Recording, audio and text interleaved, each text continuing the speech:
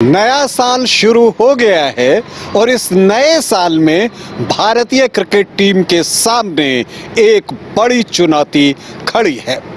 Australia के साथ पांचवा क्रिकेट टेस्ट मैच सिडनी में शुक्रवार से शुरू हो रहा है और इस मैच में भारतीय टीम को जीत से कम कुछ भी स्वीकार नहीं होगा। लेकिन ये इतना आसान काम नहीं है। जो प्रेजेंट फॉर्म है टीम इंडिया का, उस पर भी चर्चा करूंगा और साथ ही आपको बताने की कोशिश करूंगा कि किन जगहों पर भारतीय क्रिकेट टीम को काम करने की दरकार है। नमस्कार, आप देख रहे हैं न्यूज़ बाइस्कोप और मैं हूं राकेश रंजन।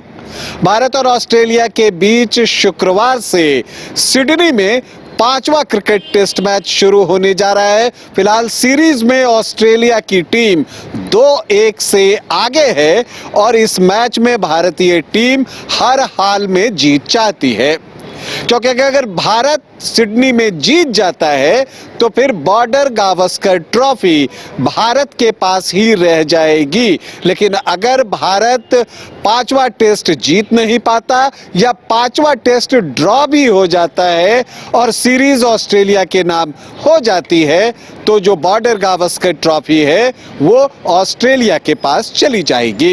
लेकिन भारतीय टीम के लिए काम आसान नहीं, चैलेंजेस बहुत सारे हैं और उसमें से जो एक बड़ा चैलेंज है वो ओपनिंग का चैलेंज है।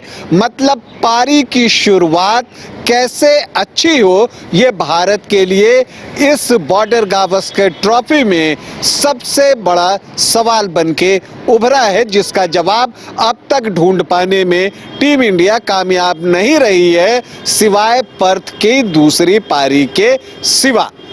तो एक वैसी ही शुरुआत भारतीय टीम सिडनी में चाहेगी, क्योंकि देखिए जो शुरुआत अगर अच्छी मिल गई तो आपका आधा काम हो जाता है। और खास करके ऑस्ट्रेलिया में जहां पर कि कोकाबूरा बॉल से मुकाबले खेले जाते हैं, वहां पर शुरुआत के 25-30 ओवर काफी महत्वपूर्ण हो जाते हैं और ये जरूरी होता है कि यहां पर आप कम से कम विकेट गंवाएं।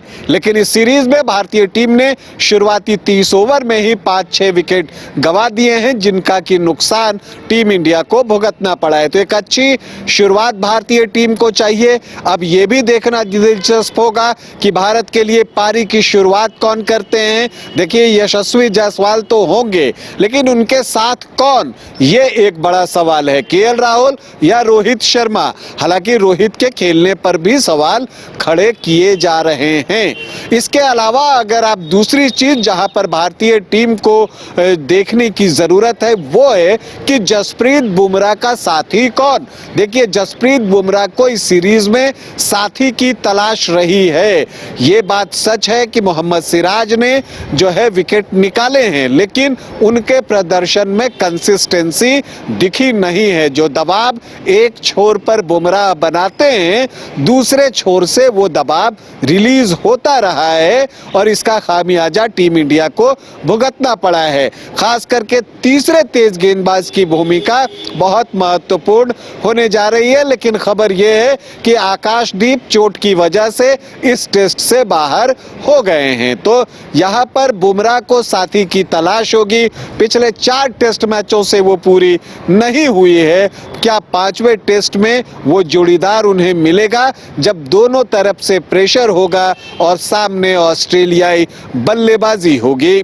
इसके अलावा अगर आप देखें तो देखिए कैचेस विंस मैचेस, ये बातें शुरुआत से कही जाती हैं। जब से हमने क्रिकेट को फॉलो करना शुरू किया है तब से ये बातें हम सुनते आए हैं कि पकड़ो कैच जीतो मैच। और हमने चौथे क्रिकेट टेस्ट मैच में मेलबर्न में देखा जिस तरह से भारत ने कैच टपकाए, उसकी कीमत उन्हें टेस्ट गंवाकर चुकानी पड़ी। तो जो फील्डिंग है वो एक महत्वपूर्ण पहलू होगी भारतीय टीम के लिए, जो कि इस मैच के परिणाम पर असर डाल सकती है। इसके अलावा अगर आप बात करें तो परफेक्ट प्लेइंग 11 चुनना भी भारतीय टीम के लिए एक बड़ा चैलेंज है कि जो भारतीय थिंक टैंक है वो क्या सोच रही है, इस पर बहुत कुछ निर्भर करेगा। देखिए गौतम गंभीर आए थे प्रेस कॉन्फ्रेंस के लिए मैच से एक दिन पहले और वो क्या कहते हैं, जब रोहित शर्मा के खेलने पर सवाल किया जाता है तो वो कहते हैं कि हम टॉस के वक्त अपने प्लेइंग 11 की घोषणा करेंगे। तो जब कप्तान के नाम पर सहमति उन्होंने नहीं दिखाई, ये कई सवाल खड़े कर रहा है। और इसके अलावा आज गुरुवार को जब प्रैक्टिस सेशन चल रहा था, हालांकि ये ऑप्शनल प्रैक्टिस सेशन था, तो वहां भी रोहित शर्मा बिल्कुल आखिर में बल्लेबाजी के लिए गए थे, वो प्रेस कॉन्फ्रेंस के लिए भी नहीं आए। तो बहुत सारे सवाल उठ रहे हैं कि क्या रोहित शर्मा ये मुकाबला खेलने जा रहे हैं, और अगर रोहित शर्मा नहीं खेलेंगे तो कौन? तो लगता है कि अगर रोहित शर्मा नहीं खेलेंगे तो शुभमन गिल की एंट्री हो जाएगी। लेकिन अगर रोहित शर्मा खेलते भी हैं तो शुभमन गिल की जरूरत आपको है। तो अगर रोहित शर्मा खेलते हैं और शुभमन गिल की जरूरत है तो कौन बैठेगा? ये एक बड़ा सवाल है, क्योंकि नीतीश रेड्डी ने पिछले टेस्ट में शतक लगा दिया है तो वो तो खेलेंगे। तब फिर एक सवाल ये भी उठता है कि मेलबर्न में जिस तरह से ऋषभ पंत ने अपना विकेट थ्रो किया है, जिसकी कि काफी आलोचना हुई है, और खास करके महान सुनील गावस्कर ने भी ऋषभ पंत के एटीट्यूड पर सवाल उठाया कि आप इस तरह से टेस्ट क्रिकेट में विकेट नहीं गंवा सकते। और दोनों ही पारियों में ऋषभ पंत ने जिस तरह से विकेट गंवाया, उससे मैच का पासा पलट गया। खास करके दूसरी पारी में तो सब कुछ बेहतर चल रहा था, लेकिन ट्रेविस हेड की गेंद पर जिस तरह से अपना विकेट उपहार में दिया है ऋषभ पंत ने, उसकी आलोचना काफी हुई है। तो क्या ये हो सकता है कि ऋषभ पंत भी बाहर जाएं?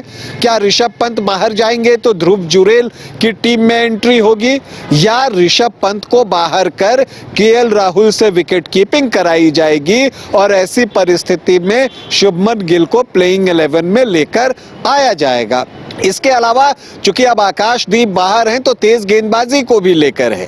कोच के फेवरेट हैं हर्षित राणा, वो पहले 2 टेस्ट मैच खेले भी थे, लेकिन वहां पर अगर आप देखें तो वो कंसिस्टेंसी दिखा पाने में सफल नहीं हुए थे। पहले स्पेल में तो उनकी स्पीड अच्छी रहती है, लेकिन दूसरे और तीसरे स्पेल तक आते आते उनकी गति घट जाती है, ये बात भी है। तो ये एक बड़ा सवाल है कि तीसरा तेज गेंदबाज कौन? अगर सिडनी की पिच को आप देखिए तो वहां आज बहुत ग्रास है, और ये शुक्रवार की सुबह ही तय होगा कि उस पर से कितनी ग्रास की कटिंग होती है या ग्रास छोड़ दिया जाता है। हालांकि सिडनी स्पिनर्स को मदद करती है, तो उस लिहाज से भारतीय टीम चाहेगी कि वैसे स्पिनर्स को मदद करे, तो वो 2 स्पिनर्स के साथ इस मुकाबले में उतरे, वाशिंगटन सुंदर और रविंद्र जडेजा के साथ। लेकिन अगर ऑस्ट्रेलियाई क्यूरेटर ग्रास छोड़ देते हैं तो वैसी परिस्थिति में वाशिंगटन सुंदर की जगह प्रसिद्ध कृष्णा को टीम में शामिल किया जा सकता है। ये एक जो है संभावना दिख रही है। तो परफेक्ट प्लेइंग 11 सेलेक्ट करना भारतीय टीम के लिए बड़ा चैलेंज है। अब देखना है कि ये जो चैलेंज है उसको किस तरह से झेलती है या उसका सामना किस तरह से भारतीय टीम करती है। लेकिन ये बात तो सच है कि 5वें क्रिकेट टेस्ट मैच में भारतीय टीम जीत से कम कुछ भी स्वीकार करने की स्थिति में नहीं है। हालांकि ऑस्ट्रेलिया ने अपने टीम की घोषणा कर दी है, मिचेल मार्श को टीम से बाहर कर दिया है और उनकी जगह ब्यू वेबस्टर जो है वो टीम में शामिल किए गए हैं। उनका शेफील्ड शील्ड में लगातार अच्छा प्रदर्शन रहा है। डोमेस्टिक क्रिकेट में ऑस्ट्रेलिया के 950 रनों के आसपास वो स्कोर कर चुके हैं, गेंदबाजी भी अच्छी कर लेते हैं। तो मिचेल मार्श के सब्स्टिट्यूट के रूप में उन्हें प्लेइंग 11 में डाला गया है। मिचेल स्टार्क खेलेंगे, ये बात कंफर्म हो गई है। तो गेंदबाजी ऑस्ट्रेलिया की उतनी ही धारदार बनी रहेगी। तो ऐसे में जो भारत की बल्लेबाजी है उस पर बहुत कुछ निर्भर करेगा। तो अगर मैं कहूं कि 5वें टेस्ट का फैसला जो है वो ऑस्ट्रेलियाई गेंदबाज और इंडियन बैटर्स तय करेंगे तो गलत नहीं होगा। टीम इंडिया को हमारी ढेरों शुभकामनाएं।